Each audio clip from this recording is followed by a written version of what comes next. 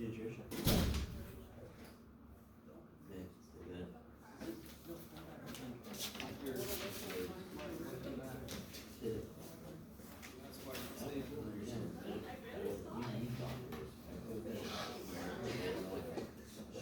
All I have to do is a bit. All I have to do is say I'm not smart. That sounds like a good trade-off. No way. Listen up. No, it's the same groups until we finish. No problem.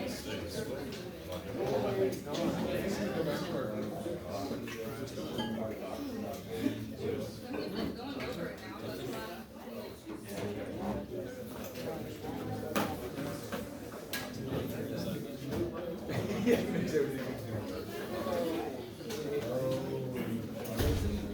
I was sort of hoping you'd stay in your group for a moment.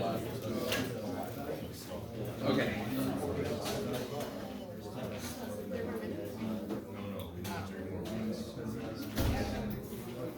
So I want to first celebrate my counting ability, 1, 2, 6. I took this from an old test just to make a real quick handout. Can you guys, I have a feeling that tonight's going to be a good night, that you guys have not maybe done this one yet? Is that so go ahead, do 6A, and then we'll talk about it.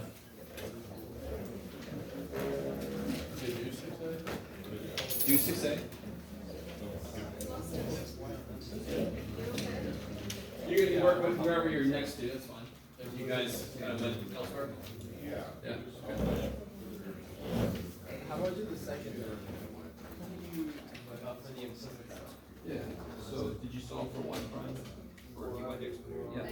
So now, I wouldn't even start here.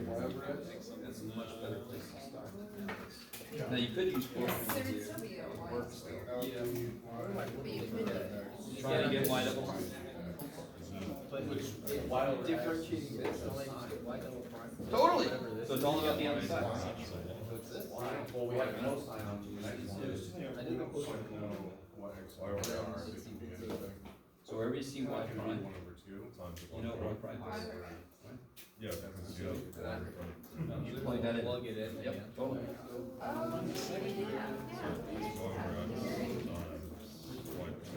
So there's a plus sign. Plus sign.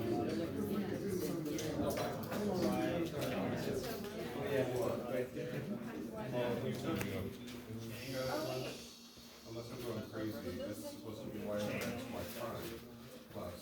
Because why? Because you got a wide variable. It's a product rule. I got somebody. Each one gets its own sense. So I'm not going crazy. Well, you said y versus y prime. No, Oh, no, it's variable. what's happening? So 6A on the right side. The 3x squared is easy as shit. Do it. Y ln x, that's product of x. It's y times ln x. Yeah. The 3x squared. It's a variable.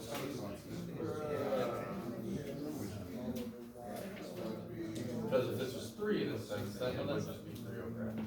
But since it's a y, it's It's just gonna be y over x. y over x Start times there. y But they times. each have to get their own term. No, you can't do it all at once. Oh, I see. Right.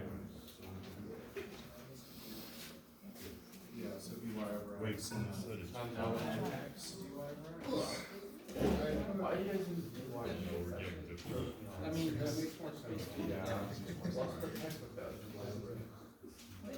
Oh, yeah, because we're gonna have to start solving for variables like x or y.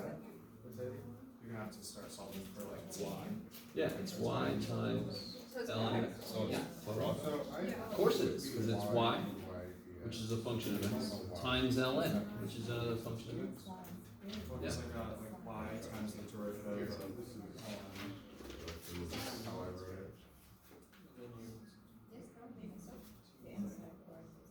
All right, guys, I'm gonna catch up to you on this one.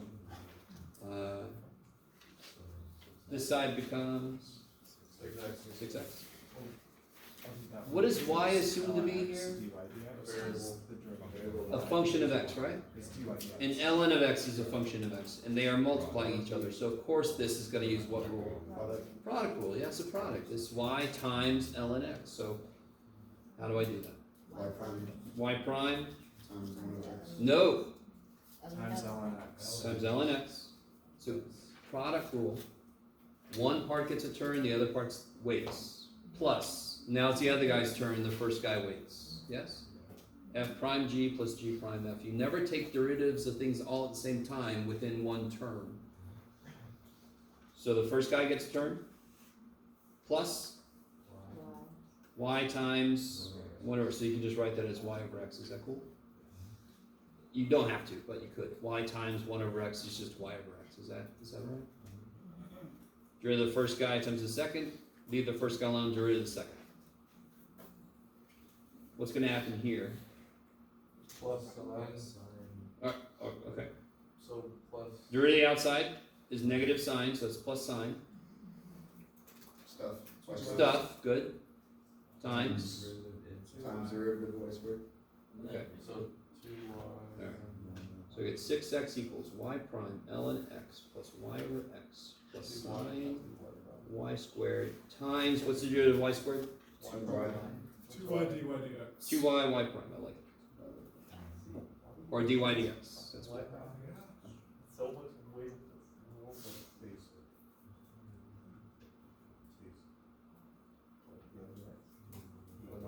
So I desperately want you to see. Call me simple, that's all. I don't care what the functions are that are multiplying, if they're multiplying, I use product rule. I don't care what the function is on the outside or the inside. If there's a function on the inside, I use chain rule, right? So you have to know the rules for the functions themselves. And always on top of that are product, quotient, chain. There's always ready. Now what's my whole purpose? Pass the butter.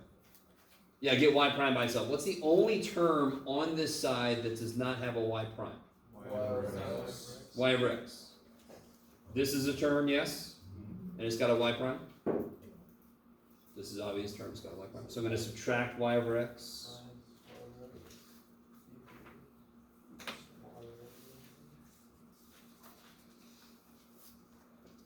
So I'll get 6x minus y over x equals, can I also at the same time pull a y prime out? You guys cool with that? So that's going to be gone, yes? Bam! It's moved over there. If I take a y prime out, I got ln x plus, I'm going to put this 2y in front of it, is that cool? Yeah. Thanks, guys. Okay. And then, of course, the last step.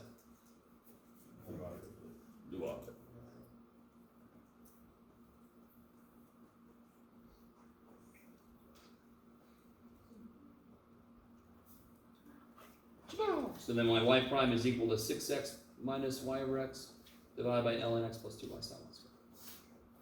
There's no way in hell you can go, oh yeah, that's what I thought it would be, right? Implicit, it's really almost impossible to know what it's going to look like at the end. So you can't look at it and go, that seems wrong. You have no idea. They're normally going to be some kind of ratio like this, right?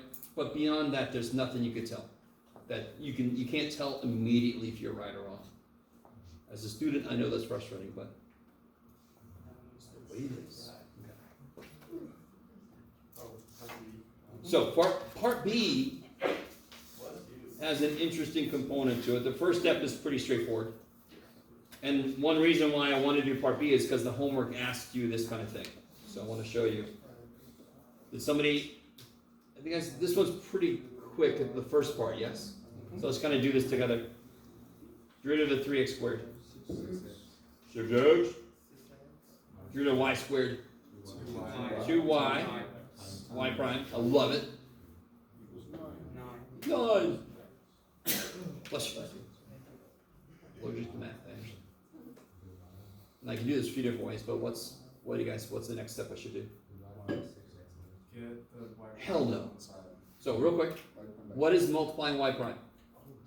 2y, yeah, not 6 minus 2y, it's not in parentheses, okay. So I could do this, yes, get my stuff with y prime in it by itself. I personally don't like this because there's too many negatives, but that's fine. Bless you. Really allergic to this stuff. I understand. There's no vaccine for this. Okay. All right. The question then says, again, because I am evil, it says find the second derivative. Okay, you ready? Yeah, it doesn't matter if you're ready. Here we go. So let me do my joke. Let me do this side. Woo! So I'm going to take another derivative, because if I take one more derivative, I get y double prime, yes? So this side, I just take a derivative of y double prime. Whoop-de-doo. So all the work is over here, of course. And what rule do I use here? Now, let me just show you. Well, it doesn't matter. Would that be Yeah. 9 minus 3y? Say again? Would that be 9 minus 3y? Or plus 3y? Hell no. Why not?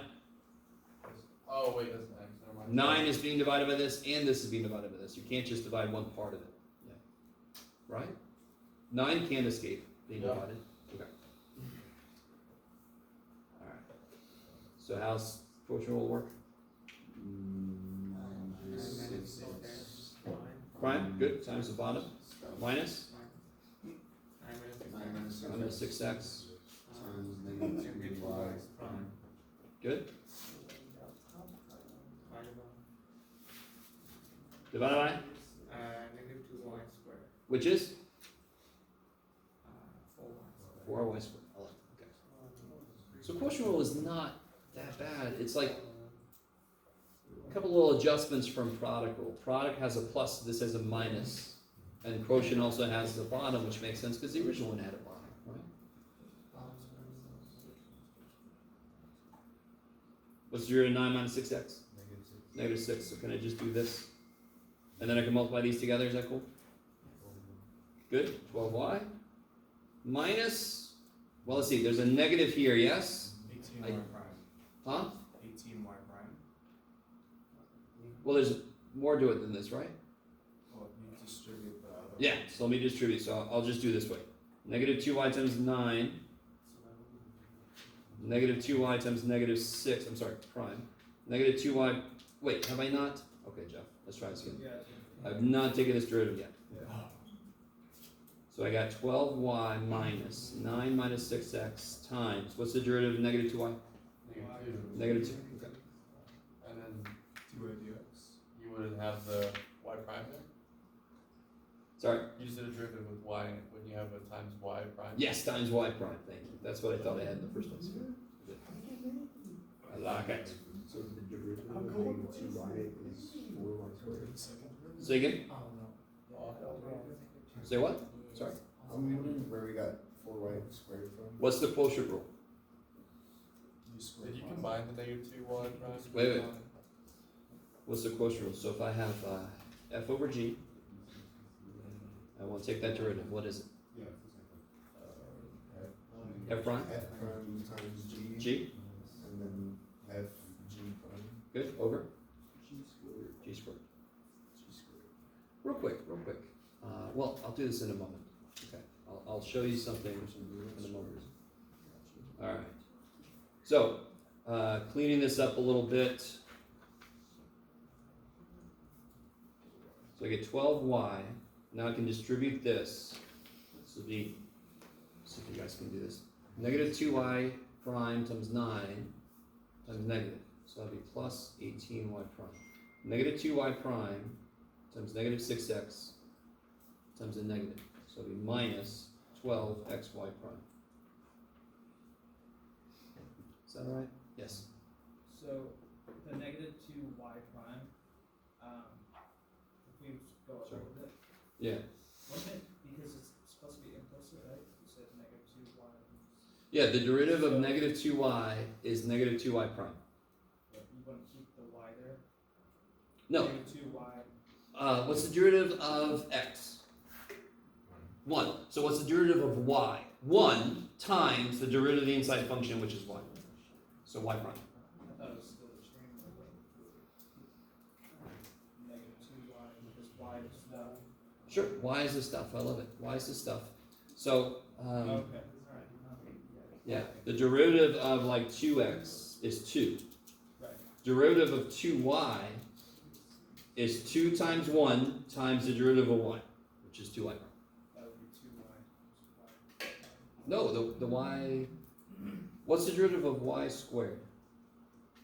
2y 2y to the first times times y prime. So what's the derivative of y to the first? y prime. It'd be y to the 0 times the derivative of the inside. What's y to the 0? 1. So if you want to look at it even better, what's the derivative of y? Y prime. What's the derivative of 2y? 2y prime. That's yeah. Okay. Is everybody semi-decent with this? I think there it is. That's another reason why I hate the overhead. Okay, so I just simplified this a bit. This is not good enough though. Is there something in here that we know? Yes. I know what y prime is. So everywhere you see a y prime, you're going to put this guy.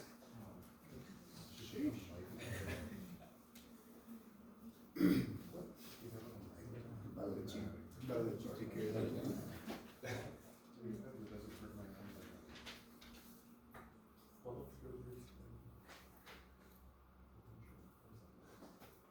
What was the bottom? 4 was.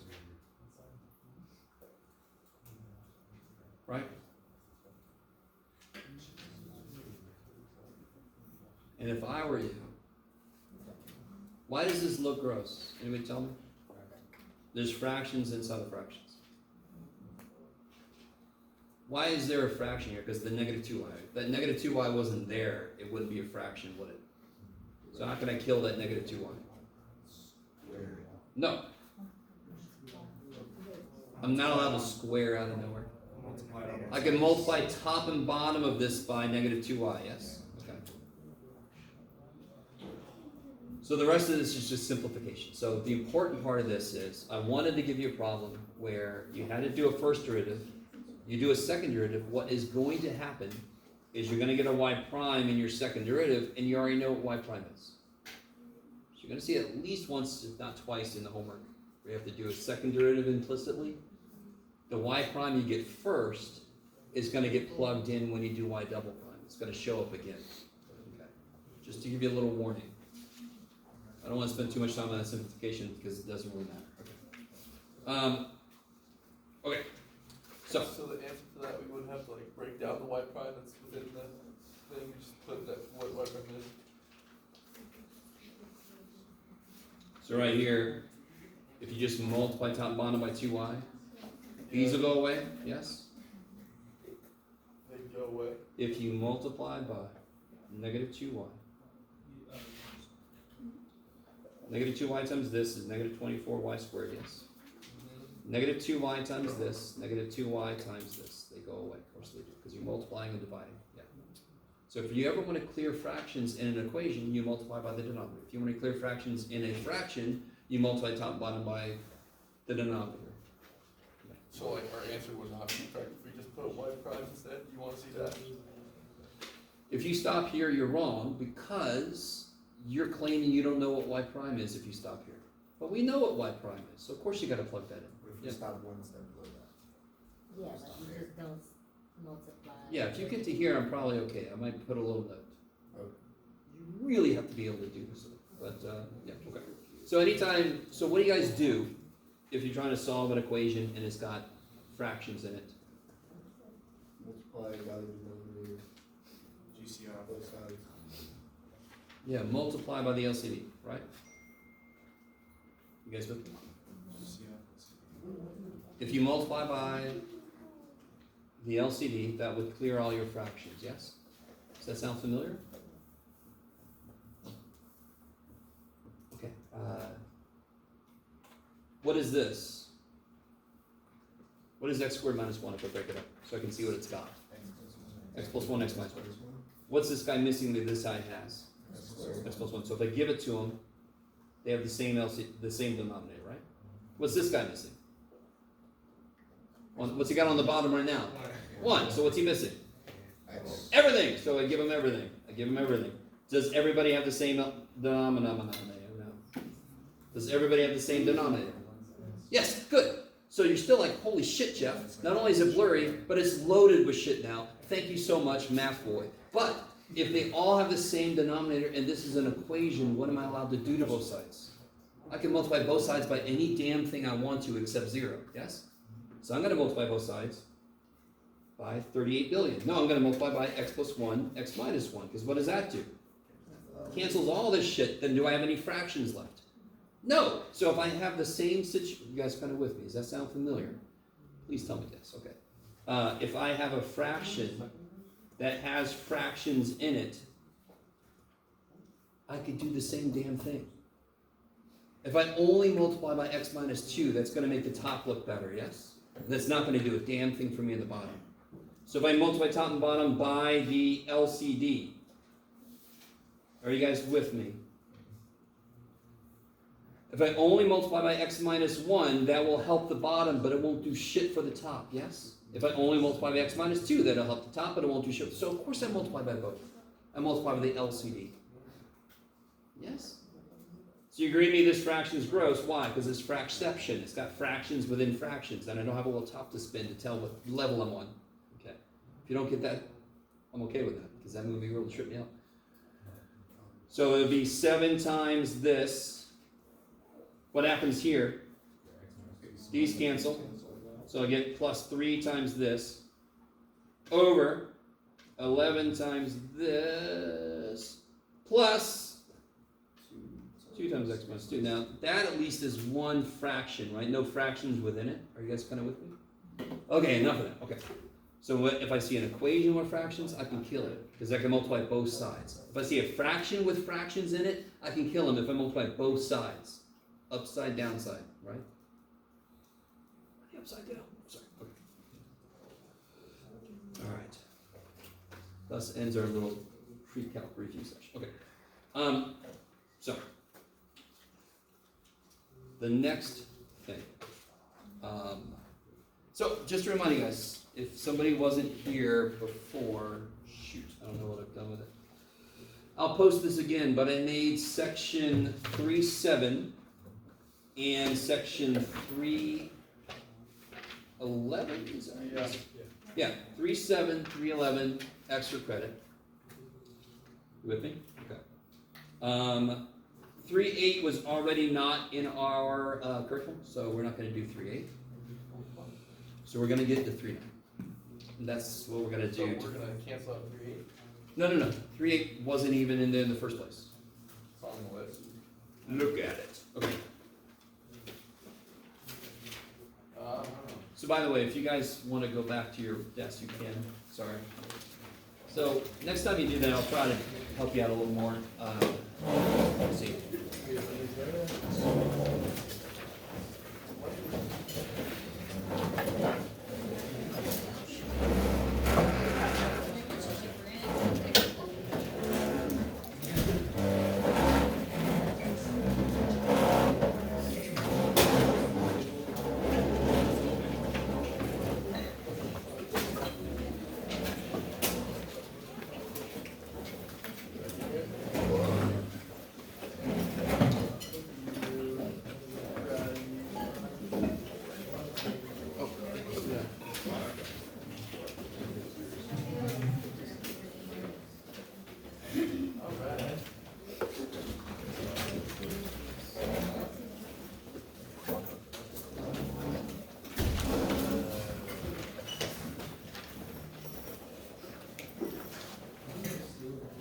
Alright, I want to show you guys something. Let me see if we can find this very quickly. I just Googled Google 11.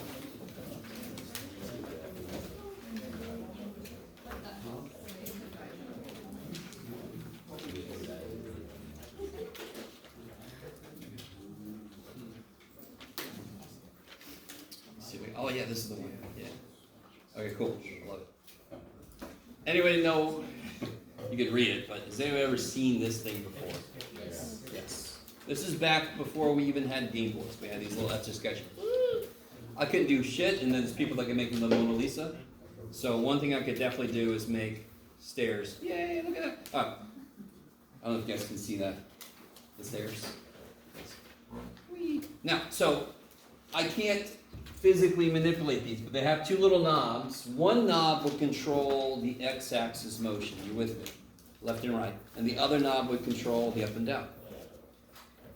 I can't do, the one thing I can't do on this, and I used to have a little Etch-a-Sketch on my keychain, which is neat, a little tiny one. I need to buy like a full-size one and put this up here, because can you imagine if I were to rotate these at the same speed, exactly, and I can do that much. What, you ready for this? This is the coolest thing, you ready? Okay, so now it's the, okay. If I use the arrow keys, and let's see if I can do this.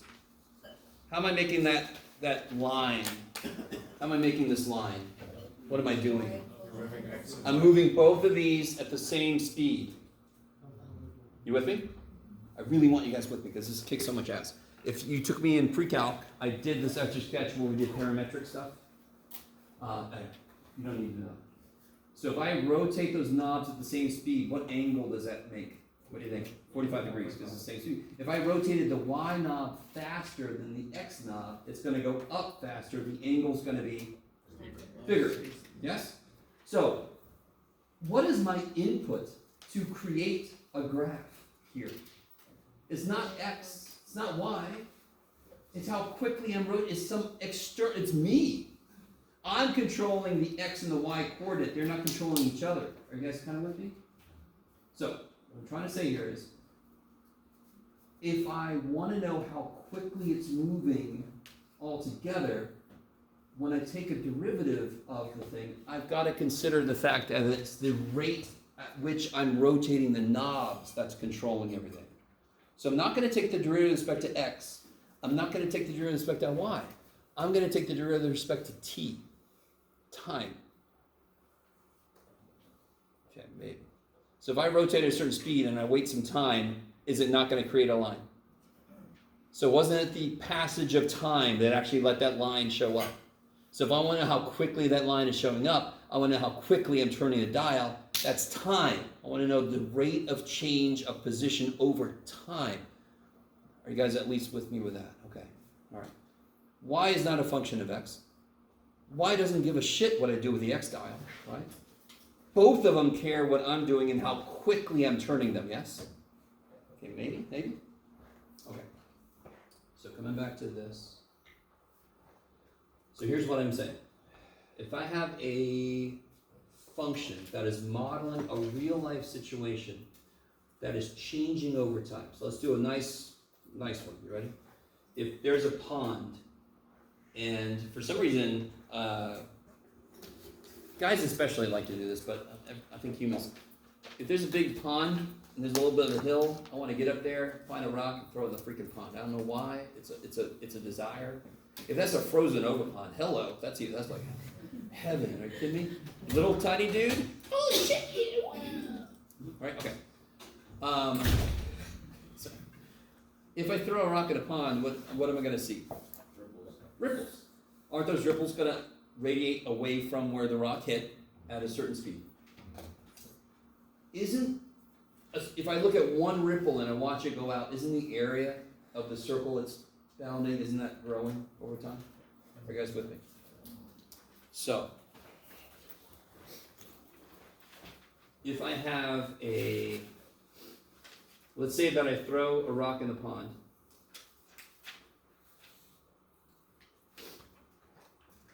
And I get a circular ripples. Ruffles have ripples. Right?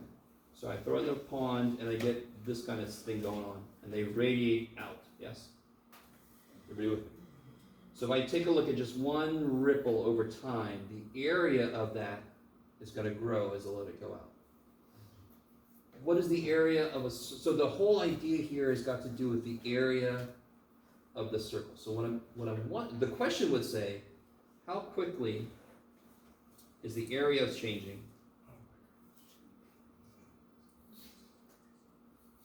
if the radius Everybody's so excited you did that. Please try to hold that within. You never know. People might be okay with it. Let's find out. How quickly is the area changing if the radius is changing at like 2 millimeters per second? Are you guys with me? It's pretty slow, but oh, too bad. Slow little ripple. So does that physically make sense? If I wait some time, isn't that going to grow in the circle it's representing is going to get larger area? Yes? Okay. So physically it makes sense. The function that this is talking about is the area function. What is the area of a circle? Sorry? Pi squared. Right?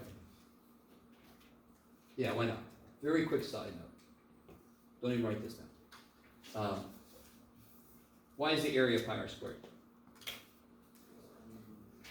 Don't even write this down, just watch. Someday I'm going to bring construction paper, we'll do the whole thing, I ain't got time. If I cut this circle in half, yes? Okay, it's got a radius of r. And can you imagine me cutting out, but not through the side? I want to cut out, but not through it. Right, I make a bunch of little triangles, and then I open it up. You guys, so I chop it in half, and then I cut out, but not through. So then when I open it up, can you imagine what that would look like? It would look like somebody's top part of their teeth, yes? Can you guys see that?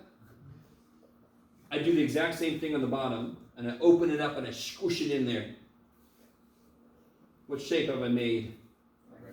Rectangle, roughly, yes? How far is this? Not degrees. I want physical distance. 2 r. No? What's the whole way around? Whole way around. 2 pi r. So what's halfway around? Pi r. So that's pi r. Where's that in my picture here? Top and bottom. Right? If I take it and I open it up, isn't that going to be pi r right there? Yes? Everybody with me? And what's this? R. And what's the area of this rectangle? Pi r times r is pi r squared. Yeah.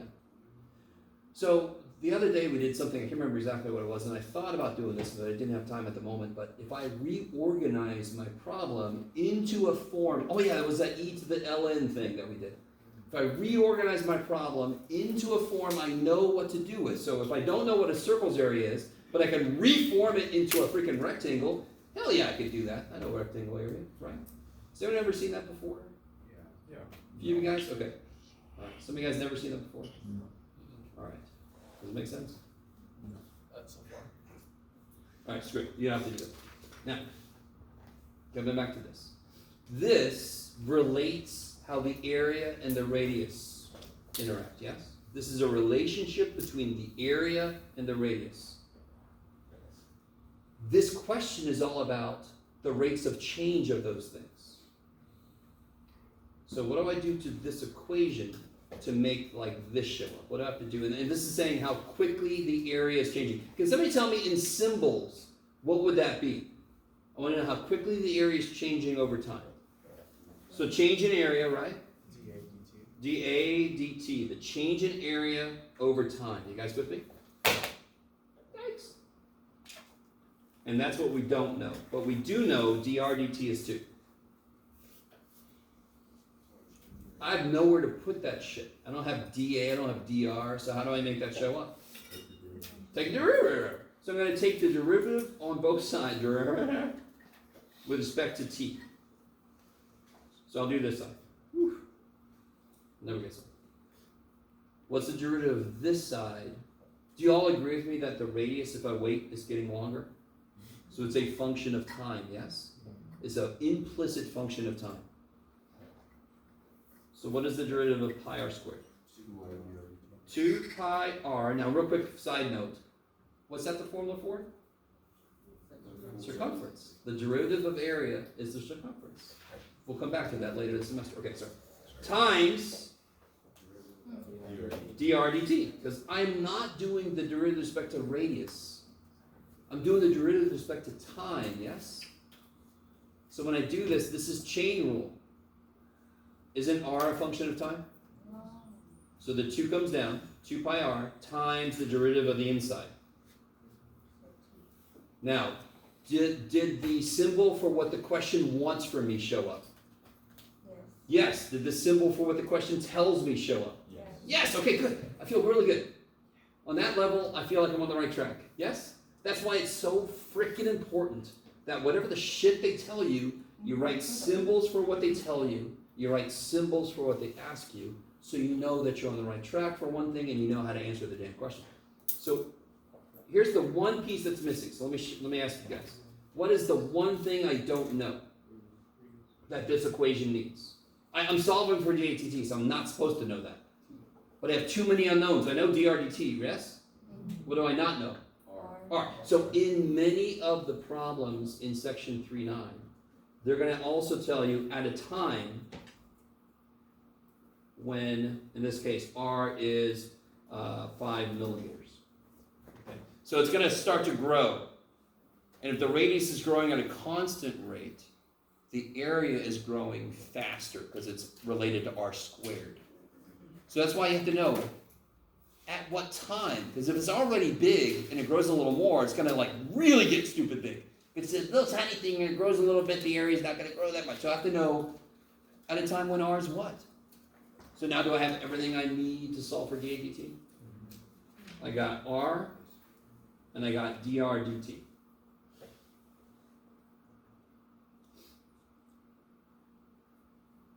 So then what do I get?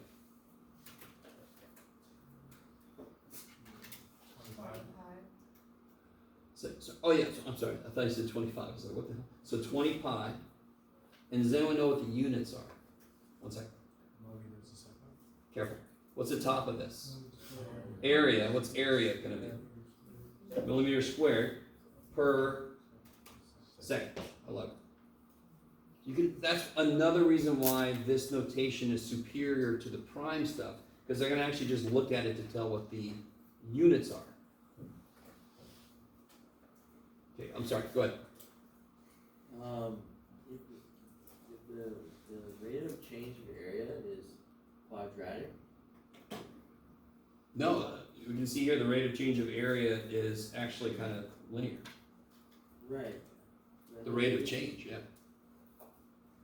I'll let it go. Okay. And then if you wanted to, since this is a physical problem, you can just multiply that in your calculator, or don't. I don't care. You with me? So you get like 62.8, blah, blah, blah. Okay. So one part of this problem is always going to be to develop the formula. This one was nice because there's an established formula. So let's do a problem where there's not an established formula. We have to create it ourselves. Okay. And I think just to make my mental health better, I'm going to pick one out of the book. Oh, not there.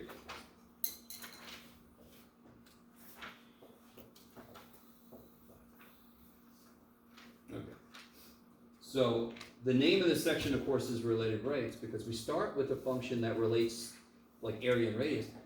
Take a derivative, now it relates the rate of change. So that's why it's called related rates. It's just how do the rates of change relate to each other, right?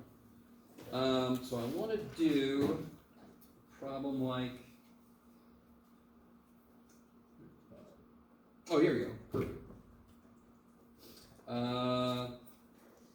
Yeah. Number 20, no, I'm sorry, number 17. So instead of me trying to create one all by myself, on the fly. All right, so look at that one. Two cars start moving from the same point. One travels south at 60 miles an hour. And the other travels west at 25 miles an hour. At what rate is the distance between the cars increasing 2 hours later?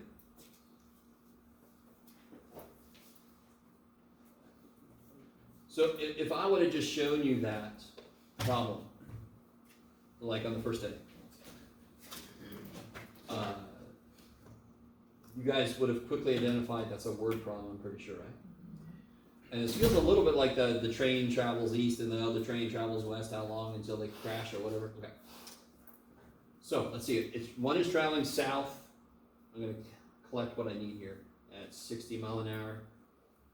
And the other one's traveling west, 25 miles an hour. And they start at the same point. And we want to know 2 hours later, distance between, how quickly is it changing? Yeah.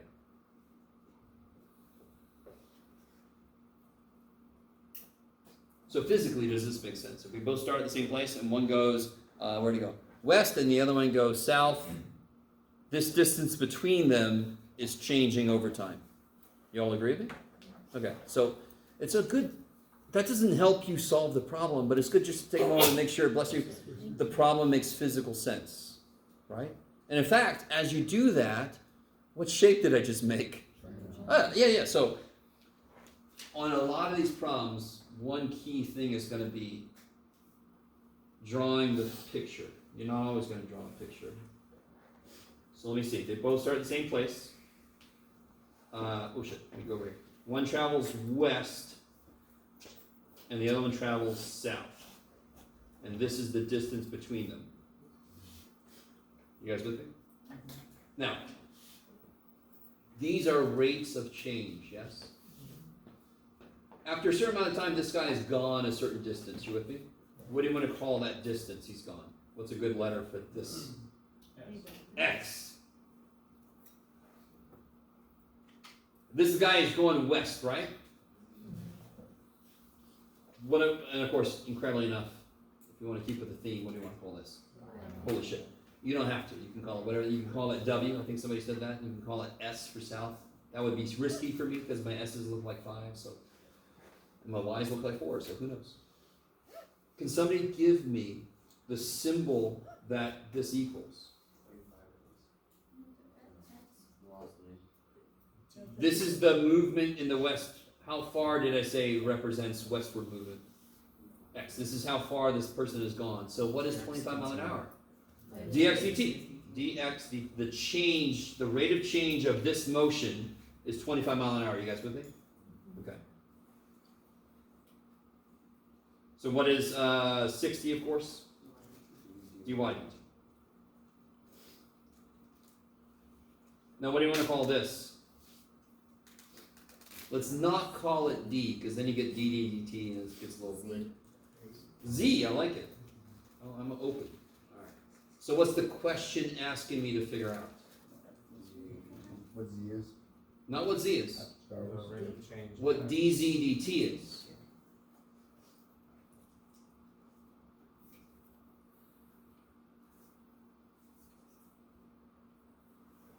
Okay.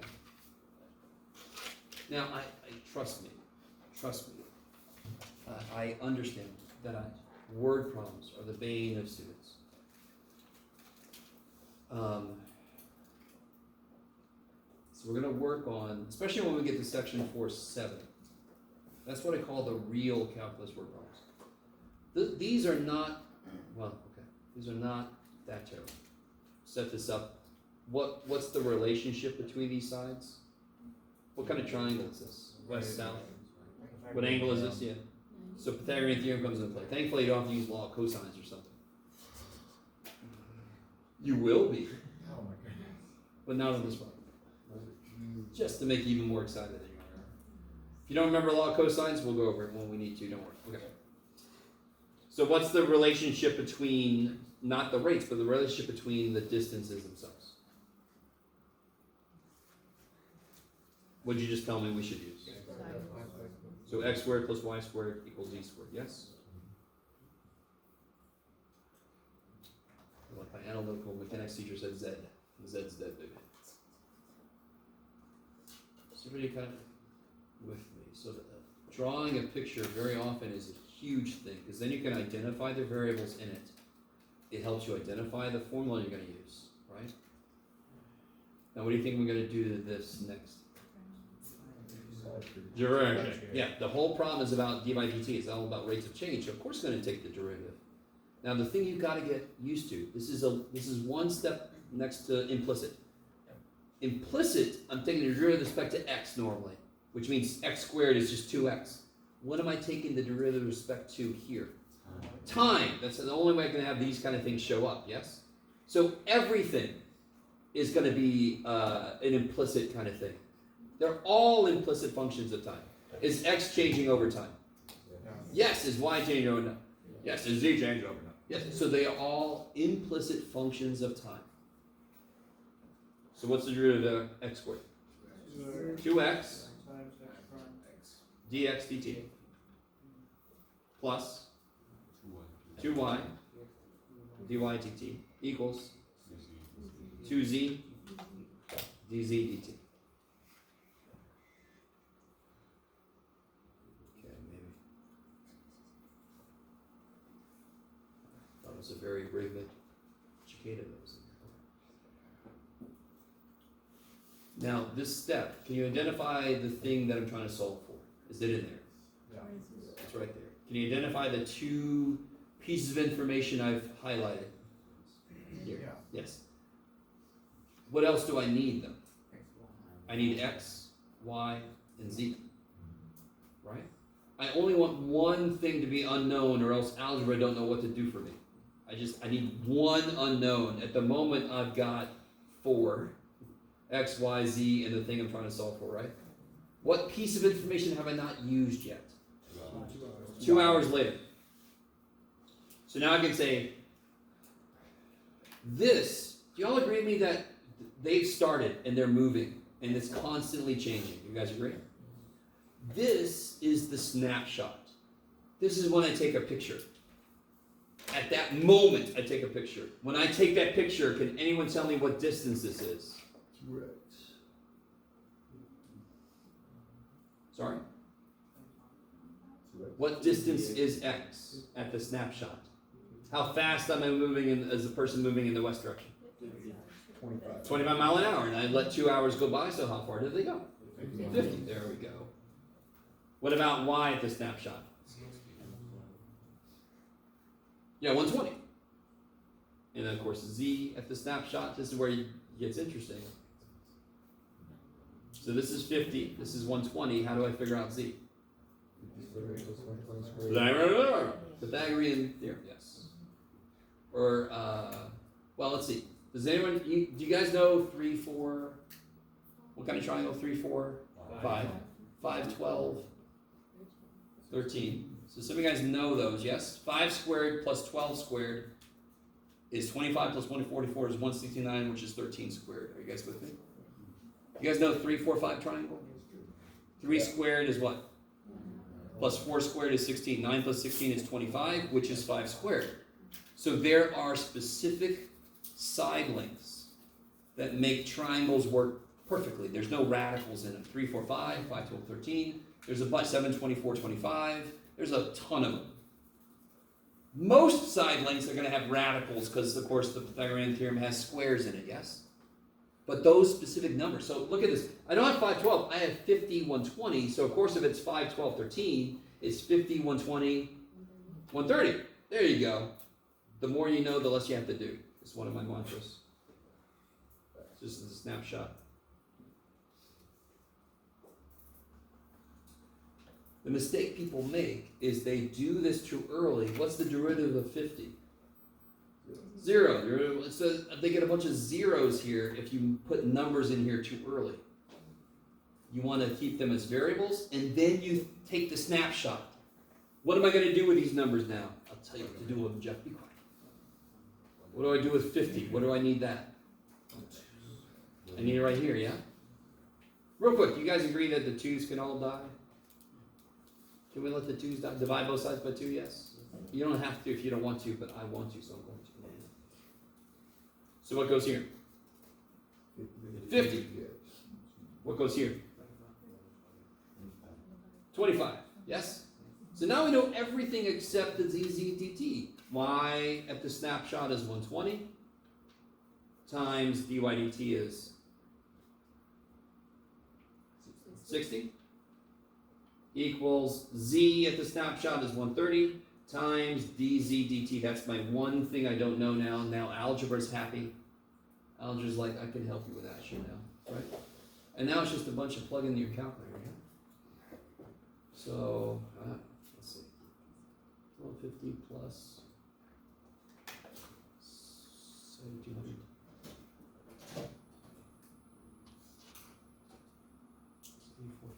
Divided by 132. 45 divided by 13. So they're going to save me, probably. I forgot what it was now. Shit. I need to close it. No. Let's go. What is it? 8450? Wait. So let me make sure you guys are all watching. I'm also divided by 130, yes. So 50 times 25 is 1250, yeah? Yeah.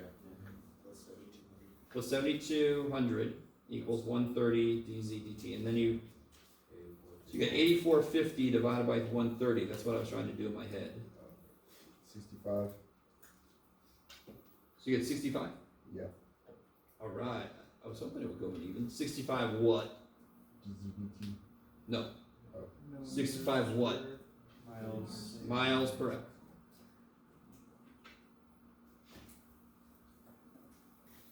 So the distance between them is increasing at a rate of 65 miles an hour.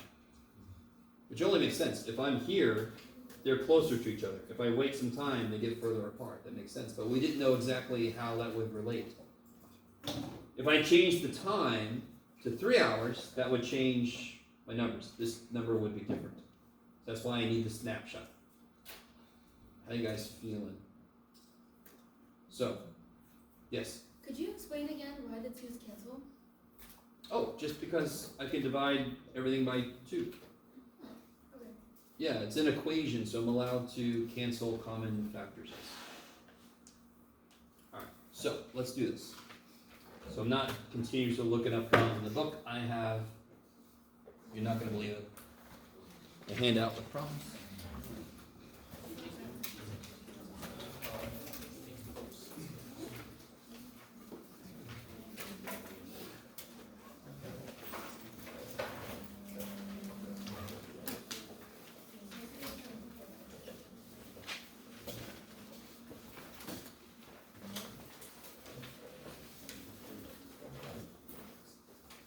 Correctly.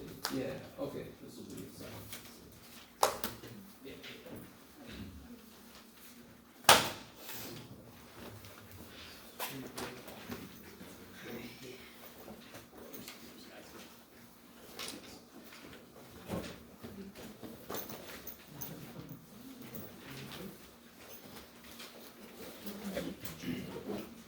Anytime.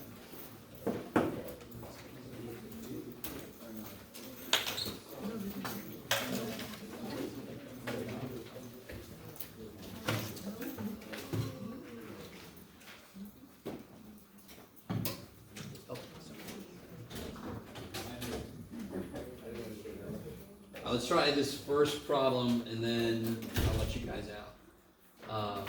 Read through this first problem. I try to give you some problems that are related to some stuff you'll see in the homework. So I want to go over these with you.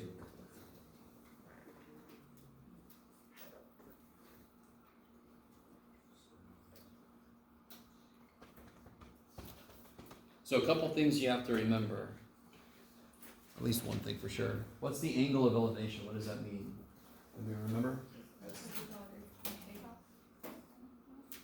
The base angle from the ground to the top. Yeah, so if I look at the top of the wall here, here's me looking straight out. The angle of elevation is the angle my eyes I have to pass through to see the top of the wall. You with me? And of course, very quickly, if I get closer to the wall, what happens to the angle of elevation? It gets way higher. Yeah, okay, good. If I'm right on it, my angle of elevation is 90 degrees, yeah? Okay. To see it, yeah. So angle of elevation, angle of depression are always measured relative to straight out, yes? Okay. So airplane passes overhead, so here we are. And the airplane goes over, going, here's my plane. Going 300 miles an hour. This is a beautiful example of you do not have to be an artist to do this. All my artists out there, you're awesome. I'm jealous. That's my plane, all right? Going 300 miles an hour. So before I identify this rate of change, what variable do you want to represent for the plane's position? A for airplane? Okay, sure, why not? A for airplane. So that represents how far the plane has gone, yes? How high up in the air is the plane? 3 miles. And I tell you, does that change? Does that change? No. That's why I'm just putting 3. I'm not putting a variable because it doesn't change. I put a variable for the sides that do change. Define theta to be the angle of elevation to the plane. So if I let 10 minutes pass, where's the angle of elevation from our eyeballs to the plane? So now it's here, right? And I look at the plane. So here's straight out. Here's to the plane. Where's the angle of elevation between the two what? I like somebody's pointing at it. Between A and the plane. Between the two what kind of lines? Between these lines, the dotted lines. That's the angle of elevation, yes? That's me looking straight out, and then I had to look up. That's this angle here. You see that? So it's always measured relative to looking straight out. So I had to look up. This is the angle here, yes? So it's right there. That's the angle of me looking forward, me looking up. That's the angle my head had to pass through, or my eyes at least. Okay. This is, for most people, the hardest step. And I don't blame you, because unfortunately, you guys haven't gotten a lot of practice with it, especially now that the state killed intermediate algebra, which is where a big part of that was getting practice with word problems, where we did set up shit. We did, anyway, sorry. I have a lot of rants about that. How quickly, okay. So what is related to this that I tell us? Good, dA dt is what? 300, yes. That sucker is moving at 300 mile an hour, yes? So I tell you, so right now, can somebody help me? Is my angle currently in the triangle? I could either move my angle or I can draw my triangle in a better place. I'd rather draw my triangle in a better place. How long is this? It's got to also be 3 miles. Now is my angle in this right triangle? Yes. It's asking me how quickly the angle is changing, right? So you all agree with me now, if I do this triangle, let me put A here, is that cool? That's like the plane shadow moving along the ground, are you guys with me? Okay. What's the relationship between, and again, I should start off with this. The question is asking me about what? The angle. So do I want to use Pythagorean theorem? No. 2 reasons I don't. One is, would the angle show up in it? No. Secondly, do I give a shit about this? Like, no, I don't. So there's 2 reasons I don't use Pythagorean. I need the angle to show up in the equation I pick. So what equation can I use that relates the thing I know with the stuff that I know things about and want to know stuff about? Tangent, kick ass. So what's the tangent of theta? 3 over A. Coolness. You guys with me still? What kind of sucks about that a little bit? What's a better way to write that considering we know what we're going to do in a minute? 3 times A to the... -1. I want to write it like that because what am I about to have to do? Differentiate. I like it. So, again, bunch of information. If a picture makes sense, I draw it and I'll label it. And all this is trying to do is establish what are the parts of the problem that are related. And then write down how they're related, right? I'm not saying this is easy, especially because you guys haven't gotten a lot of practice at this. But it's all about drawing a picture, identifying what unknowns there are, and do not bring in the dA dt stuff or the d by dt stuff too early. That's next after you draw a picture. So what does the question ask me for in symbols? dA dt over D what dt? Good, d theta dt. I want to know how quickly the angle is changing, so I want to know d theta dt, right? So what do I do with this now? Differentiate. So what's the derivative of tangent? 1 over 1 plus square squared. No, that's the Oh, inverse. inverse tangent. This is tangent, thankfully. Oh. Secant squared theta. Good. Times? The inside is theta, which is a function of t, so I have to multiply by d theta dt, yes? Is theta a function of time? Is theta changing over time? If I let the plane go further, is my angle of elevation changing? Yes. In fact, if you let the plane go further, do you see how your angle of elevation should decrease? The angle should get smaller over time as it goes away. I mean, what is the angle at first? Again, me up against the wall, it's 90 degrees, and as it flies, doesn't the angle get smaller as they track it? Can you guys imagine that in tracking it? Yes. Could you write that as like, theta prime? Sort of. Well, yeah, as long as you really keep track that prime means dt. Prime sucks a little bit because it doesn't really tell us what we're taking into respect to. What's the variable? Here, the variable is time. I'm letting time pass, and that's what affects all these things. I'll just write it like. Okay. And then what's the derivative this side? Yeah, the negative comes down to the negative 2 times dA dt. Yes. Do I know everything I need to know? Do I know dA dt? Yes. Do I know A? No. Do I know theta? No. It's okay that I don't know this, because that's what I'm trying to figure out, right? So that's the thing I'm okay not knowing. Yes?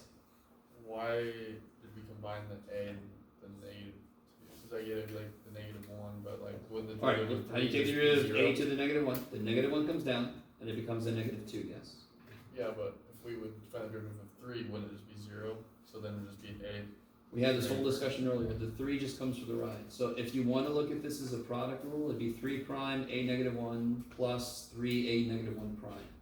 The first is always 0. I agree. So don't do it ever. The 3 comes for the right, and then you take the derivative of A. Okay. I'm never going to take the derivative of both parts of a multiplication at the same time. Yeah. Okay. So how do I figure out? So we desperately need to know A. So now I'm going to look at my snapshot. When does my snapshot happen? What sucks about the way I've given you that? It's not hours. So how long is 10 minutes in terms of hours? 1/6. I love it because it takes 60 minutes. 10 is 1/6 of that. So this is 1/6 of an hour. So at 1/6 of an hour, what's A? How fast is it going? How fast is the plane going? 30 miles an hour. So let 1/6 of an hour go by. How far has it gone? 50 miles. All right, 300 times 1/6. You with me? If it went for 2 hours, how far would it go? If it went for 2 hours, how far would it go? 600. So it went for 1/6 of an hour. So 300 times 1/6, 50. It's gone 50 miles. And how do I figure out what theta is?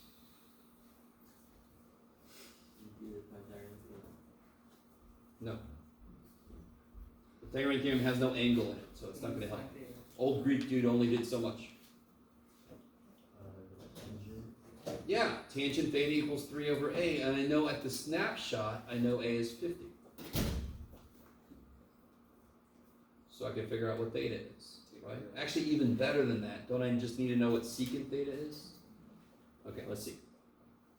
I'll keep you later than normal. You guys are spoiled, so just comply. Tangent theta is 3 over A, yes? I want to know what secant theta is. There's 2 ways to do it. I actually want to know what secant squared theta is. Can somebody tell me one way to do that? I know what tangent theta is. Go ahead, say it. Multiply both sides by cosine squared. That doesn't really, I need to know what secant squared is independent of theta. I need to know what secant squared is as a number, right? Oh, let me put, sorry, let me write this better. So it's 3 over 50, right?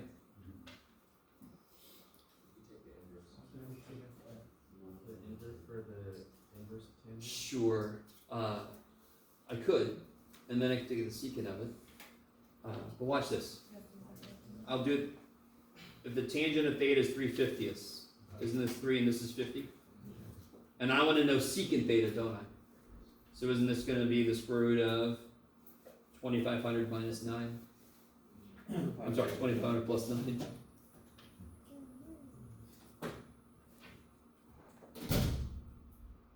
So what's secant theta? 200 or 2,500. Well, equals square root of 2509 over 50. I love it. So what's secant squared theta? 2509 over 2500. Just square that, right? So now looking back, do I know secant squared theta? Yes. Do I know this? No, I don't. That's fine though, because I want to figure this out. Do I know A? Yes. Do I know dAdt? Yes. So now I just got to plug stuff in, right? Let's see, stack that stuff. Finish this up real quick. All right, so now I know secant squared theta.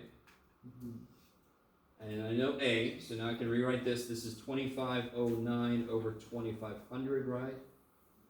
Times d theta dt equals -3 times 50 times 300, because we know that's what dA dt is, yes? So I just plugged in all the stuff that I know. And now you can just plug all that in the calculator, right? So d theta dt will equal, I'm going to multiply by the reciprocal, times all this business here. And that would be, I don't know, something like 9 over 25 negative, yeah. Oh, somebody help me out. What's that in the calculator? Yeah, 9, so it's -9 over 25. You can put it all in the calculator, guys. You don't have to be as crazy as me. Never be as crazy as me. So I get d theta dt is -900 over 2509. You can get that as a decimal. And again, what do we say it should be doing? As the plane flies away from me, the angle of elevation should be getting smaller. So how does that tell me it is? It's negative. So it starts at 90 degrees and then it gets smaller after that. Or starts at pi over 2 radians and gets smaller after that. That was exciting. Okay, that's enough, guys. That's enough. You need to see this. Let me kind of zoom out. Don't forget, tomorrow starts off with the quiz. Will we have like more breakdowns in 3.9? Because I feel like that just went by so fast. I didn't really know what was going on. Yeah, we dipped our toes in there. We dipped like 1 foot into it. So obviously next time we're going to start with Slow it more. down a little bit. Maybe. If you ask me questions, I can slow down, yeah. So you did, how did you get the secant right here?